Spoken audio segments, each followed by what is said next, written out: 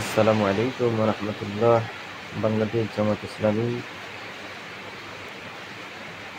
৭ দফা কর্মসূচি বাস্তবায়নের জন্য জাতীয় মহাসমাবেশ ১৯শে জুলাই। জাতীয় সমাবেশে প্রচারণা উপলক্ষে এক বিশাল মিছিলের আয়োজন করে ঢাকা মহানগর উত্তরের উদ্যোগে। এতে নেতৃত্ব দেন ঢাকা মহানগরী উত্তরের আমির জনাব সেলিম উদ্দিন ভাই। মিছিলে নানা পেশার মানুষের অংশগ্রহণ।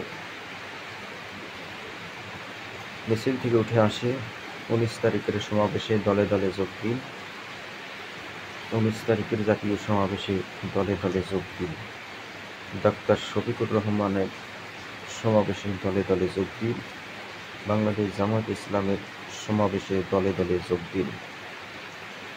উক্ত সমাবেশ সফল করার জন্য বিভিন্ন থানা ও ওয়ার্ডে প্রচারণা মিছিল, লিফলেট বিতরণ, ফেস্টুন, বিভিন্ন আয়োজনে মুখরিত হচ্ছে সারা ঢাকা শহর।